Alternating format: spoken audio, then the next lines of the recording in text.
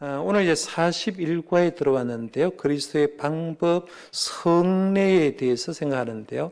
지난주에는 우리 말씀에 대해서 생각을 했죠. 그리스도의 외적인 은혜의 수단, 우리가 죄를 지지만 우리 하나님께서 우리를 구원받도록 세 가지 방안을 주셨는데, 첫 번째가 하나님의 말씀을 주셨다라고 해서 말씀을 주셨다. 이게 89문과 90문을 생각하면서 지난주에 말씀에 대해서 생각했고, 그 다음에 그리스도의 외적인 은혜의 수단 두 번째가 뭐냐면 성례입니다. 성례. 그래서 오늘은 그리스도의 방법 성례라고 했는데요.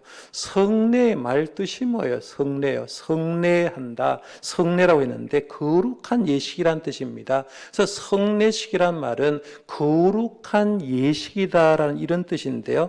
거룩한 예식을 우리가 가진 거는 이제 세례와 성찬을 거룩한 예식이라 한다 해서, 그래서 제가 소요리문과 공부를 해서 단어 하나하나를 얘기하는 이유가 뭐냐면, 교회 50년, 60년 다녀도 성례의 뜻도 모르는 사람이 굉장히 많아요. 그래서 제대로 의미를 좀 알았으면 좋겠어요. 그래서 성례에 대해서 얘기를 하는데, 이게 91문부터 97문까지입니다. 그래서 오늘은 91문, 92문을 공부하고 계속해서 구체적으로 세례가 뭔지, 그 다음에 성찬이 뭔지를 계속해서 두 주 연속 이제 생각할 건데요. 성례에 대해서 지금 공부하면서 거룩한 예식이 도대체 뭔가, 왜 세례와 성찬을 거룩한 예식이라 하는가, 여기 부분을 공부하고요. 그 다음에 이제 세 번째 그리스도의 방법이 뭐라고 했습니까? 기도라고 했잖아요. 기도요. 그렇죠? 우리가 이 땅에서 죄를 지어도 우리 구원받도록 하나님이 세 가지를 줬는데, 첫 번째가 말씀이고, 두 번째가 성례고, 세 번째가 기도하도록 했다는 거죠. 기도하도록 했는데, 기도에 대한 게 이제 98문부터 107문까지, 소요리 문답은 몇 번 문항까지가 있다고 했죠? 1번 문항부터 107문항까지 있어요. 107문항. 마지막에 이제 기도에 대해서 쭉 하면서 소요리 문답 공부를 이제 마치려고 합니다. 그래서 오늘은 성례, 말 그대로 거룩한 예식이 도대체 뭔가, 여기에 대해서 한번 생각하는데요. 예수님께서는 우리에게 성례로 통해서 구원받는 은혜의 수단을 줬다는 겁니다. 자, 그러면 91문부터 한번 들어가 볼게요. 성례를 행함이 어떻게 구원에 있어서 효과적인 방법이 됩니까? 해서 거룩한 예식을 행하는 것이 어떻게 구원에 있어서 효과적인 방법이 됩니까? 했는데, 답을 한번 여러분 같이 읽어볼까요? 시작. 성례가 구원의 효과적인 방법이 되는 것은 그 자체나 성례를 행하는 자의 어떤 때문에 아니라 오직 믿음으로 그것을 받는 자들 안에서 그리스도의 복 주심과 그분의 성령님의 일하심 때문입니다 했어요. 거룩한 예식을 제가 두 가지란 말씀드렸어요. 세례가 거룩한 예식이고 성찬식이 거룩한 예식이다라고 했는데, 이 성찬과 세례식이 구원의 효과적인 방법이 되는 것은 그 자체가 대단하기 때문에 아니란 거예요. 쉽게 말하면 이런 거예요. 여러분들, 우리가 물을 먹을 때, 여기도 이제 강대상에 물을 먹었는데, 요즘 물을 먹을 때 여러분 수돗물 드십니까? 수돗물요? 집에서 여러분 수돗물 들고 계시는 분, 직접 들고 계시는 분 계십니까? 대구에 있는 분들 수돗물 그냥 먹어도 됩니다. 사실은 물이 좋은데 대부분의 사람들은 수돗물 안 먹죠. 그렇죠? 돈 주고 사서 먹거나 집에 정수기를 가지고 이제 정수기로 해서 물을 먹어요. 그러면 우리가 어떤 물을 먹느냐에 따라서 내 몸에 효과가 있지 않습니까? 좋은 물이 있는 거예요. 약수터에 가면 약수물도 있고 좋은 물을 먹으려고 하는 게 뭐냐면 내 몸속의 건강 때문에 그렇죠. 그래서 좋은 물 가지고 어떤 사람은 씻기도 하고 먹기도 하는 걸 보게 되는데, 그러면 세례식을 행할 때 그 물이 굉장히 귀하기 때문에 우리에게 효과가 있냐 하는 거예요. 우리가 세례식을 베풀 때 주일마다 이제 우리 교회에서 몇 번 세례식을 베풀잖아요. 그러면 제가 이제 세례식을 할 때 물을 담가서 성도님 머리에 이제 성부, 성자, 성령을 뿌립니다. 그 물이 비싼 물일까요? 우리 교회 그냥 정수기에 나오는 물일까요? 네? 돈 주고 산 물 아닙니다. 그냥 정수기에 그 정수기에 나오는 물이에요. 여러분이 드시는 건 돈 주고 먹지만 교회에서 하는 건 물은 그냥 물입니다. 그러니까 물에서 어떤 효과가 나타나는 건 아니란 얘기입니다. 그래서 물에 어떤 효과가 나타나는 게 아니고, 성찬식을 행할 때도 떡과 잔에서 어떤 효과가 나타나는 것은 아니라 그 얘기하는 거예요. 그러니까 성례가 구원의 효과적인 방법이 되는 것은 물에 어떤 특효약이 있기 때문에 그런 것도 아니고, 성찬식과 떡과 포도주를 할 때 그게 특별하게 좋은 것이라서 그런 게 아니라는 거예요. 그 다음에 보면 성례를 행하는 자의 어떤 덕 때문이 아니라고 했어요. 무슨 말이냐면 가만히 한번 생각해 봐요. 성찬식을 집례하거나 혹은 세례식을 할 때 진짜 훌륭한 목사님이 세례를 하면 진짜 세례고요. 좀 못한 목사님이 세례를 집례하면 훌륭한 세례가 아니냐는 거예요.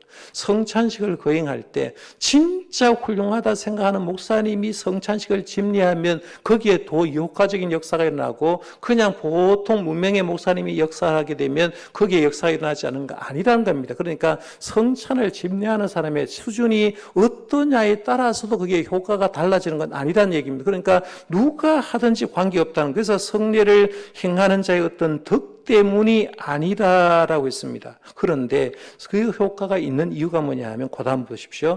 성례가 구원의 효과적인 방법이 되는 것은 오직 믿음으로 그것을 받는 자들 안에서 그리스도의 복주심과 그분의 성령님의 일하심 때문입니다 했다는 거예요. 그러니까 물이나 떡과 포도주가 중요한 게 아니라 그분이 믿음으로 받아들인 걸 얘기하고 있고 믿음으로 받아들일 때 그들에게 복을 누가 주냐는 거예요. 세례식을 행할 때 그 죄를 사해 주는 게 누구예요?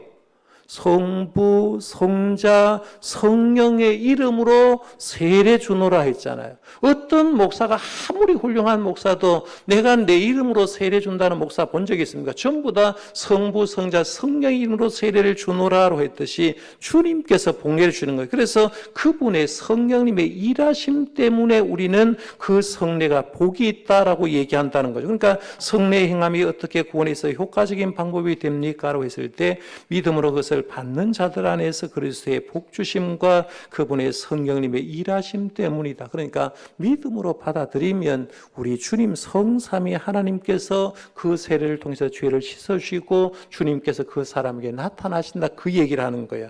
자, 그러면 92문 한번 가볼게요.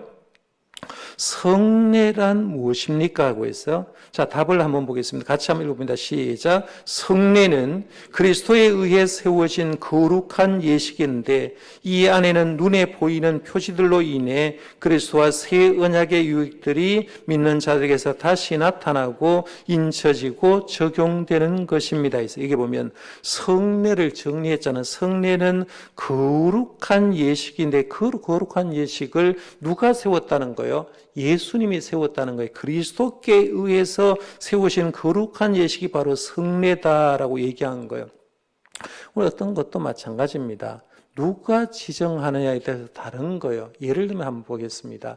요즘 이제 결혼식 주례를 하다 보면 주례를 목사가 주례하지 않고 주례자가 없는 결혼식을 할 때가 있어요. 주례자 없는 결혼에도 배복기지만 오해를 하지 마시고 들어보십시오. 주례 없는 결혼식을 가끔씩 참석할 때가 있어요. 어쩔 수 없어서 그냥 주례 없는 결혼식을 합니다. 근데 지난번에도 제가 결혼식을 참석해 보니까 어떤 일이 있었냐 하면 자기들끼리 약속을 했어요. 자기들끼리 우리 평생 사랑합니다. 약속을 합니다. 그 다음에 부부가 되었음을 선언합니다라고 했는데 지난번에 한 결혼식에 가보니까 선언하는 사람이 누가 선언하느냐 하면 사회를 보는 친구가 선언하는 걸 봤습니다. 네 둘이 결혼한 걸 내가 선언한다. 친구가 선언하는 거예요. 그런데 여러분이 그게 권위가 있냐는 겁니다. 여러분 한번 보십시오. 상을 주는데 여러분에게 상을 줬어요. 예를 들어서 어느 장로님 혹은 집사님한테 상을 주는데 친구가 주는 상을 받았다고 생각해 봐요. 친구가 친구의 이름으로 상 준다고 친구의 상을 주면 그 상이 권위가 있습니까? 없습니까? 권위 하나도 없어요. 내 친구가 날 주는 거 네가 뭔데 임마. 내가 훨씬 더 네보다 더 좋은데라고 할 수 있어요. 그런데 목회자가 주례를 할 때 누구의 이름으로 결혼을 선포합니까? 성부와 성자와 성령의 이름으로 이 둘이 부부가 된 것을 선언하노라라고 하잖아요. 목회자 이름이 아니잖아요. 하나님의 이름으로 이 가정이 부부가 된 것을 선언한다는 거죠. 쉽게 말하면 이것을 얘기하는 권위의 출처가 어디냐는 거예요. 그러니까 서약을 할 때도 누구 앞에 서약 하는가에 따라 있고 그 다음에는 우리가 선언을 할 때도 누구의 이름으로 선언받는가 굉장히 중요한데 성례는 왜 그렇게 중요하냐고 했을 때 누가 제정했냐는 거예요. 예수님이 제정했다는 겁니다. 그러니까 우리가 얘기를 할 때 자녀들한테 이제 교육을 할 때 가끔씩은 이런 교육도 한번 하셔야 돼요. 우리가 내가 결혼할 때도 마찬가지로 교회에서 어떤 예식을 그냥 할 때 교회에서 예식하는 건 전부 다 성부, 성자, 성령의 이름으로 선언하는 거거든요. 그러니까 그 모든 권위의 출처가 주님 앞에 있다는 거예요. 자, 그러면 성례란 무엇입니까? 그 답에 한번 보십시오. 성례는 그리스도에서 세우시는 거룩한 예식이라고 해서 성례는 거룩한 예식인데 이 안에서 눈에 보이는 표지들로 인해서 그리스도와 새 언약의 유익들이 믿는 자에게 다시 나타나고 인쳐지고 적용되는 것입니다 했는데 여기 보면 눈에 보이는 표지들로 인해서라고 얘기하는데 성례는 눈에 보이죠. 그래서 예를 들어서 세례식을 베풀게 되면 머리에 물이 뿌려지잖아요. 그 다음에는 성찬 예식을 할 때 떡과 포도주는 눈에 보이고 입으로 맛을 본다는 거예요. 그래서 눈에 보이는 표지들로 인해서 그리스도와 새 언약의 유익들이 믿는 자에게 다시 나타나고 인쳐지고 적용되는 것입니다 라고 얘기하는데 구약 시대에 예를 들면 유월절 양이죠. 그렇죠? 유월절 양을 잡았습니다. 그 다음에 할례를 베풀었고 5대 제사를 지냈듯이 시작에는 우리가 하나님의 사람이라는 것을 얘기를 할 때 세례와 성찬 예식을 통해서 보이는 표적을 통해서 내가 하나님의 백성이 되었다는 걸 나타내는 그런 것이라는 거예요. 자, 그러면 93문 한번 가볼게요. 신약의 성례는 거룩한 예식은 무엇입니까? 라고 해서 답을 한번 해볼까요? 시작. 신약의 성례는 세례와 성찬입니다. 라고 해서 신약의 성례는 세례와 성찬. 그래서 우리가 기독교는 두 가지를 가지고 성례라고 얘기합니다. 세례와 성찬인데 가톨릭에는 7성례라고 얘기해요. 7가지를 얘기하는데 나중에 그걸 잠깐 말씀 한번 해드릴게요. 그러면 우리가 예를 들어서 이제 지난주에는 말씀에 대해서 공부를 했죠. 은혜의 외적인 수단이 말씀이고 그 다음에 두 번째가 이제 성례라고 얘기하는데 말씀과 성례는 공통점도 있고요. 그 다음에 말씀과 성례는 차이점도 있는데 그 세 가지 정도를 한번 제가 얘기를 해볼게요. 첫 번째는 말씀과 성례의 공통점 첫 번째는 하나님이 은혜의 수단으로 제정하신 거예요. 은혜의 수단. 말씀도 은혜의 수단. 그 다음에 성례도 은혜의 수단으로 제정해 주셨다. 두 번째, 말씀과 성례의 공통점은 그 중심이 예수 그리스도입니다. 예수님 잘 믿으라고 성경도 핵심은 예수 그리스도, 성찬과 세례도 예수 그리스도입니다. 그 다음에 말씀과 성례의 공통점이 뭐냐면 믿음을 통하여 은혜에 참여하는 겁니다. 믿음을 통하여 은혜에 참여하는 거 이게 공통점이에요. 그 다음에 두 번째는 말씀과 성례의 차이점이 있어요. 말씀은 어떤 차이점이 있냐면 꼭 필요합니다. 말씀은 꼭 필요한데 성례는 꼭 필요하지는 않습니다. 무슨 말이냐면 말씀은 꼭 필요하지만 성례는 꼭 필요하지 않다. 예를 들면 한번 생각해 봐요. 예수님이 십자가 달리셨을 때 우편 강도에게 예수님이 오늘 나와 함께 낙원에 있으리라 라고 주님이 말씀을 했더니만 낙원에 들어갔잖아요. 근데 그 우편 강도는 세례 받았어요? 안 받았어요?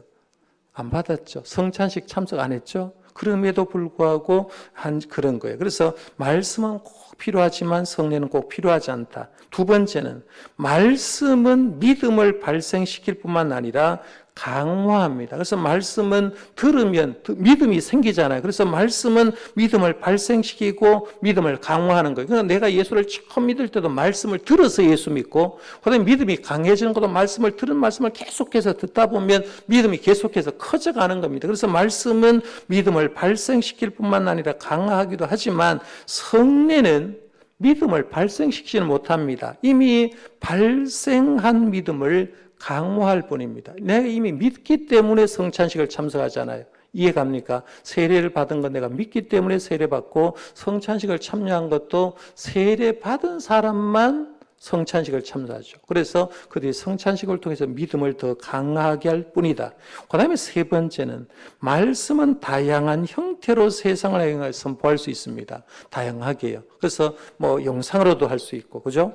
그 다음에는 뭐 선포를 할 때 드라마로 말씀을 선포할 수도 있고, 그 다음에 마이크를 들고 할 수도 있고, 안 할 수도 있어요. 그런데 성례는 오직 어디서를 통해서 하느냐 하면, 교회에서 예수 믿는 사람을 통해서만 합니다. 여러분 성찬식을 거행할 때 하는 말이 뭐예요? 꼭 세례받은 사람만 성찬식에 참여하십시오라고 이렇게 해야죠. 교회 처음 나와 앉아도 세례 못 받으면 절대로 성찬식을 거행하지 않는데 성례는 오직 교회에서 성도들에게 시행된다 하는 걸 보게 됩니다. 그래서 우리가 어떤 것이 중요하냐면 어떤 것을 행함을 통해서 어떤 행한 사람이 중요한 게 아니라 진짜 의미가 어디에 있는가. 그래서 거룩한 성례는 그 근원이 주님 앞에 있다 하는 거 봅니다. 근데 오늘 본문 말씀 잠깐 한번 들어가 볼까요? 오늘 말씀 사도행전 8장을 쭉 보면 이 사도행전 8장은 사도행전 이름을 강의를 할 때 이미 말씀드렸어요. 드디어 사울이 핍박이 일어나니까 이제 핍박자들이 자꾸 흩어졌습니다. 흩어진 사람 가운데 이제 빌립 집사가 사마리아 성에 가서 복음을 전했습니다. 복음을 전하니까 놀라운 하나님 역사가 일어났죠. 그래서 복음도 전파하고 또 행하는 표적들이 많이 일어나니까 귀신도 떠났고 중풍병자가 고쳐졌고 불구자가 막 일어난 역사가 일어났습니다. 사마리아 성이 막 부흥의 역사가 일어난다라는 소리를 예루살렘 교회가 듣고 거기 가가지고 파송을 한 사람이 있는데 바로 베드로와 요한을 파송합니다. 한번 가서 봐라. 지금 사마리아에 놀라운 역사가 있다고 하는데 라고 얘기하면서 베드로 사도를 파송을 쭉 해보니까 예수 믿는 사람은 굉장히 많았는데 그들이 예수를 믿고 세례를 받았는데 성령 세례를 받는 사람이 하나도 없었어요. 그래서 베드로가 말씀을 쭉 보니까 성령 세례를 받지 못해서 그 사람들을 머리 위에 안수하니까 성령님의 놀라운 역사가 일어난 거예요. 근데 그 가운데 오늘 말씀에 보면 시몬이라는 한 사람을 소개합니다. 시몬은 사마리아 성에 있는 말술사다라고 했죠. 마구스예요. 마법사입니다. 마법사. 그러니까 자기가 그냥 빌립이 오기 전까지는 사마리아 성에 누가 제일 인기 있었겠어요? 마법을 행하는 사람 굉장히 인기 있었어요. 그래서 사람들이 막 표적도 행하고 뭔가 역사가 일어나니까 이 시몬에게 했는데 어느 순간 빌립이 오고 베드로가 오는 순간 인기가 어디로 가버렸어요. 예수 믿는 주의 종으로 딱 가버렸습니다. 그런데 가만히 보니까 베드로 사도가 안수 기도하니까 성령을 받는 역사가 일어난 거예요. 그러니까 시몬이 마음속에 어떤 생각이 나면 자기도 세례를 받았어요. 세례를 받았으니까 오늘 말씀에 보면 베드로 사도에게 내 돈 좀 줄 테니까 그 능력, 그 기술 좀 가르쳐 달라고 얘기합니다. 오늘 본문 말씀과 한번 잘 보십시오. 17절부터 한번 읽어볼게요. 이에 두 사도가 그들에게 안수함에 성령을 받는지라. 이 말씀을 잘 보면 집사에 하는 사역에 달랐고 초대교회 당시에는 주의 종 사도들이 하는 사역이 달랐어요. 그래서 빌립 집사는 전도하는 일을 했고 그 다음에 베드로와 요한 사도는 자기가 성령 받는 사역을 하면서 안수 기도했을 때 성령 사역을 하는 걸 보면서 주님은 그 교회 당시에도 질서 있게 그렇게 일하셨다라고 보게 됩니다. 그래서 오늘 말씀에 보면 두 사도가 그들에게 안수함에 성령을 받는지라 했어요. 그 다음에 보면 시몬이 사도들의 안수로 성령 받는 것을 보고 돈을 들여 이르되 이 권능을 내게도 주어 누구든지 내가 안수하는 사람은 성령을 받게 하여 주소서 하니라고 말하면서 드디어 뭘 드렸어요? 돈을 줬다. 돈을 줬다. 중세 시대에 제일 문제가 뭐였어요? 성직매매잖아. 성직매매. 돈 주고 신부 자리를 차는 거예요. 왜냐하면 신부 자리에 올라가면 돈 됐거든요. 그러니까 돈을 주고 성직매매를 주겠는데 오늘 본 말씀에 드디어 성직매매란 말이 등장해요. 그게 뭐냐면 18절 끝에 돈을 들여라는 것이 돈을 들여. 돈을 들여 이르되 이 권능을 내게도 주어 누구든지 내가 안수하는 사람은 성령을 받게 하여 주소서 하니라고 얘기하면서 지금 이 시몬은 능력이 누구한테 나온다고 생각했을까요? 베드로한테 나온다고 생각해요. 사람한테 나온다고 생각해요. 그러면 안수를 할 때 그 능력은 어디에서 나타나요? 하나님에게 오잖아요. 주의 종이 예를 들면 제가 믿음 가운데 우리 성도를 위해서 안수하며 기도했어요. 기도했는데 그분이 병이 아팠는데 병이 들었는데 주님의 이름으로 기도했을 때 병이 나았습니다. 제가 고쳤습니까? 하나님 고쳤습니까? 그런데 지금 우리 한국교회 교인들이 그걸 몰라요. 우리가 어떤 사람 참 능력이 많다는 소리를 해요. 능력이 많다. 능력이 많은 건 그분이 능력 많은 게 아니라 하나님이 능력 많은 거죠. 그분은 통로밖에 없어요. 그런데 우리는 통로 폭로된 그 사람을 우상화할 때가 굉장히 많아요. 그래서 그 사람이 우상하다 보면 결국에 마지막에 자기가 하나님의 자리에 또 올라가가지고 자기가 하나님이 하는데 나중에 보니까 그 능력을 하나님 빼앗아가 버리면 능력이 없는데도 불구하고 옛날처럼 거짓말로 안수기도 해주는 때가 굉장히 많다는 거예요. 그래서 오늘 말씀에 보면 그렇게 돈을 들여서 권능을 내게 주소서 하니까 사도 바울이 뭐라고 얘기하느냐면 네 하나님의 선물을 돈주로 살 줄 생각하느냐라고 얘기하면서 네 아주 나쁜 사람이다 하면서 저주를 하죠. 저주를 하니까 이제 그 시몬이 그 저주가 내게 임하지 않도록 좀 기도해 주십시오라고 하는데요. 시몬이란 말 했잖아요. 시몬요. 여기에서 성직 매매가 나오는데 사이먼이라는 성직 매매라는 단어가 여기에서 등장하는 거예요. 그러니까 성직 매매가 등장할 때 여기서 지금 얘기하는 핵심이 뭐냐면 이런 거예요. 능력이 사람에게서냐 하나님에게서냐는 거예요. 지금 시몬은 능력은 사람에게서 나온다고 하는데 베드로는 하나님에게 나온다는 거죠. 우리가 성례도 마찬가지예요. 성찬과 세례가 능력이 사람이나 어떤 물질에서 나오는 게 아니라 하나님에게서 나오기 때문에 그 역사는 계속해서 힘이 있다 하는 그 부분을 생각하는 거예요. 자, 그러면 이제 뒷부분 한번 생각해 보겠습니다. 생각해 봅시다. 한번 가볼게요. 우리가 행하는 예식, 예배나 세례나 성찬은 우리의 신앙에 어떤 의미가 있습니까? 예배나 성찬에 거룩하고 기쁜 마음으로 참여하고 있습니까? 라고 했어요. 여러분들 우리가 예배를 드릴 때 또 세례식이나 성찬식에 진짜 거룩한 의미로 참석하는가? 그러니까 성찬 예식을 할 때는 항상 한 주 전에 강구를 하죠. 다음 주일에 성례식이 있습니다. 거룩한 예식이 있고 세례식과 성찬식이 있으니까 한 주간 준비하며 기도하십시오라고 얘기하는 게 거룩한 예식이기 때문에 거룩하게 임하라는 거예요. 자, 그럼 성례의 능력 한번 볼게요. 이제 여러분 이해가 갈 겁니다. 쉽게 이해갑니다. 성례에 대해서 설명하면서 소율이 먼저 성령의 능력이 그 예식 자체나 예식을 침례하는 사람에게서 나오는 것이 아니라는 것을 분명히 합니다. 우리는 때때로 교회의 예배나 성례나 절기나 예식이 그 자체로 어떤 거룩한 능력을 가졌다고 생각합니다. 그러나 사실은 그렇지 않습니다. 하나님께서는 예식 자체의 의미를 두는 것을 싫어하십니다. 예배나 성례가 하나님의 능력이 되는 것은 오직 그것을 그리스도께서 정하셨기 때문이라는 거예요. 쉽게 말하면 어떤 예식에 그 예식 자체가 중요한 게 아니라 집례하는 사람이 중요한 게 아니라 하나님이 더 중요하다 그 얘기를 하는 거예요. 자, 그럼 그 밑에 한번 가볼게요. 다음 말씀을 읽고 하나님의 일을 우리가 어떻게 참여할 수 있는지 생각해 봅시다. 우리 잘 아는 말씀이에요. 고린도전서 3장 6절에서 7절. 나는 심었고 바울은 심었고 아볼로는 물을 주었을 때 고린도 교회를 사도 바울이 개척했고 그다음에 들어간 아볼로는 목회를 했지 않습니까? 오직 하나님께서는 자라나게 하셨으니 그런즉 심는 이나 물 주는 이는 아무것도 아니로되 오직 자라게 하시는 이는 하나님뿐이니라. 물론 개척자도 중요하고 목회하는 사람도 중요합니다. 그러나 진짜 중요한 건 하나님이 교회를 살아게 해주는 거예요. 교회도 마찬가지입니다. 우리가 좋은 교회 만들기 노력하잖아요. 좋은 교회 만들기. 지난주에도 설교 제목 그랬잖아요. 그런데 우리가 우리의 자리에서 지난주에 제가 마지막으로 설교한 게 내용이 공자 얘기를 들었는데 생각나십니까? 군군, 신신, 부부, 자자. 그 정도는 외워야 돼요. 그렇죠? 자기 일만 잘하자는 거예요. 자기 일만 잘하는데 자기 일만 잘하는데 거기에 성령님이 역사하면 교회는 되는 거죠. 쉽게 말하면. 그럼 교회가 바로 그렇다는 거예요. 그래서 우리가 바울과 아볼로가 참여를 이야기하고 자라나게 하시는 분은 하나님이라. 그래서 우리가 교회에도 마찬가지입니다. 우리가 전도하고 말씀을 가르치지만 결국에는 세례와 성찬을 통해서 그 뒤에 역사하시는 분은 하나님이다 하는 걸 보게 됩니다. 자, 그럼 두 번째 한번 가볼게요. 성례가 구원의 효과적인 방법이 될 수 있는 이유에 대해서 성경은 무엇이라고 가르치는지 다음 구절을 통해서 알아봅시다 했어요. 마태복음 28장 19절에서 20절은 세례에 대해서 얘기하고요. 고린도전서 12장 13절 말씀에 보면 역시 세례에 대해서 쭉 얘기를 하고 있는데 쉽게 말하면 이런 겁니다. 이 두 구절 모두는 성례를 통해서 누가 일하시냐면 예수님께서 그들과 함께 하심을 얘기하고 성례를 통해서 성령님이 그들과 함께 내주하는 걸 얘기합니다.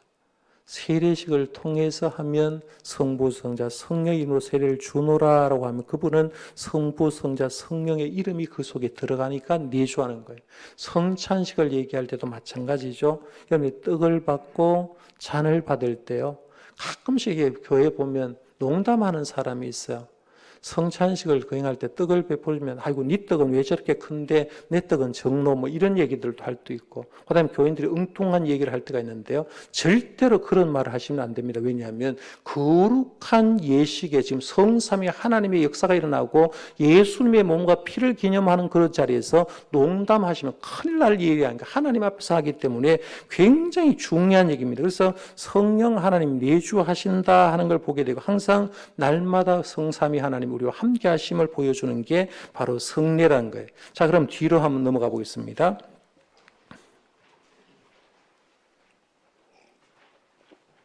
눈으로 볼 수 있는 표지라고 했습니다. 우리는 다른 어떤 것들보다 더욱 성례를 통해서 하나님 은혜를 눈으로 볼 수 있고 몸으로 체험할 수 있습니다. 마치 결혼의 언약을 눈으로 볼 수 있게 해주는 것이 결혼 반지와 혼인 서약서, 혼인신고, 가족 관계 증명이듯이 하나님의 새 언약 그리스도 통해 구원하시겠다는 언약이 우리에게 이루어졌음을 눈으로 보여주는 표지가 바로 성례입니다. 하나님께서는 이 성례들로 우리가 구원받았음을 알려주시고 구원의 능력을 우리에게 적용하십니다. 성례는 보이지 않은 은혜에 대한 보이는 표지입니다. 은혜는 눈에 안 보이는데 이 성례로 통해서 보이는 은혜를 보여주신다는 그 얘기하는 거예요. 자, 그럼 첫 번째 한번 가볼게요. 출애굽하는 이스라엘 백성이 하나님 그들의 주인과 하나님 되심을 눈으로 볼 수 있는 표지를 주셨습니다. 뭘 줬까요? 출애굽기 13장 21절 22에 보면 출애굽하면서 광야 40년 동안 하나님은 우리 너무 잘 알아요. 낮에는 밤에는 이게 표적이잖아요. 하나님 너와 함께 한다는 표적으로 불기둥 구름으로 인도했어요. 그 다음에는 출애굽기 16장 14절에서 15절에 보면 그들에게 40년 동안 먹을 것을 줬잖아요. 길갈에서 와가지고 첫 번째 소산물을 먹을 때까지 쭉 해서 40년 동안 줘왔는데 처음에는 보니까 이게 뭔 뜻인지 몰라요. 그래서 이름을 못 붙이니까 이름을 뭐라고 붙였어요? 이것이 뭐냐? 이것이 뭐냐? 이렇게 물은 거예요. 그 뜻이 뭐예요? 만나죠. 만나요. 만나도 뭐예요? 내가 너희들의 보이는 표적을 통해서 너희들과 함께 한다 하는 거 봅니다. 그러니까 이게 구약시대 구름기둥, 불기둥, 만나로 통해서 너희들과 하나님 함께 하는 걸 보여줬듯이 세례식과 성찬식을 통해서 내가 얼마나 사랑하는 걸 보여주는 표적이 바로 이 성례라는 그 얘기를 하는 거예요. 자, 그럼 두 번째 가봅니다.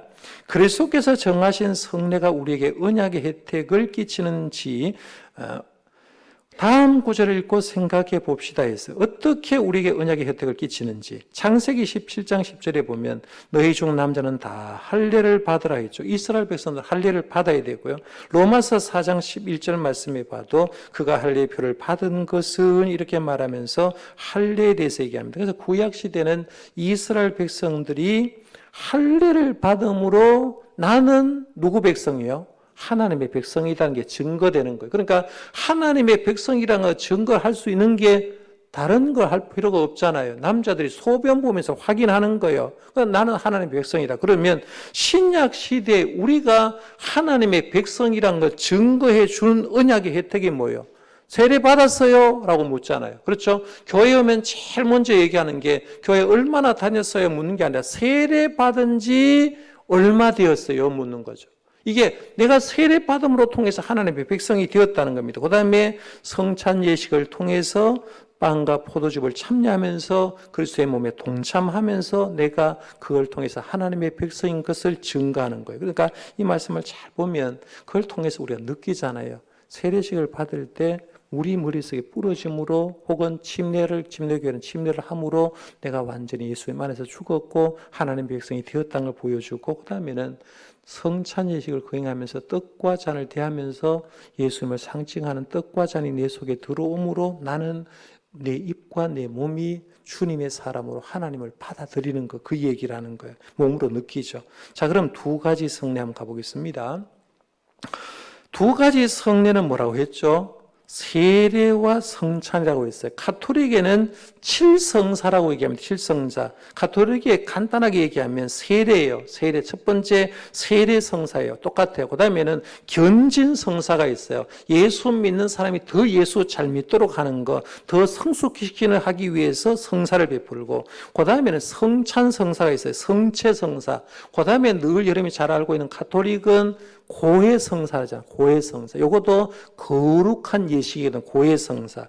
그 다음에는 병자성사가 있어요. 아픈 환자에게 지금은 목회자가 가면 안수기도를 해주면 가톨릭에 가면 성유를 뿌려줍니다. 성경에 보면 성유를 뿌리라 구약시대에 했기 때문에 그대로 병자성유가 있고, 그 다음에는 성품성사가 있어요. 주의 종으로 안수할 때 기름을 부어서 거룩한 일을 하고, 그 다음에 7번째가 혼인성사가 있습니다. 결혼 예식도 거룩한 하나님이라 해서 혼인성사를 베푸는데, 가톨릭은 칠성사인데 우리 기독교는 세례와 성찬만 인정합니다. 이유가 뭐냐면 예수님이 행한 것만 인정하는 거예요. 예수님이 요단강에서 세례 받았잖아요. 그 다음에는 십자가를 진 전날 밤 성모교일에 제자들과 함께 성찬식을 행하였기 때문에 우리들은 성례, 거룩한 예식이라고 얘기하면 뭐예요? 세례와 성찬식만 거룩한 예식이라 한다는 거예요.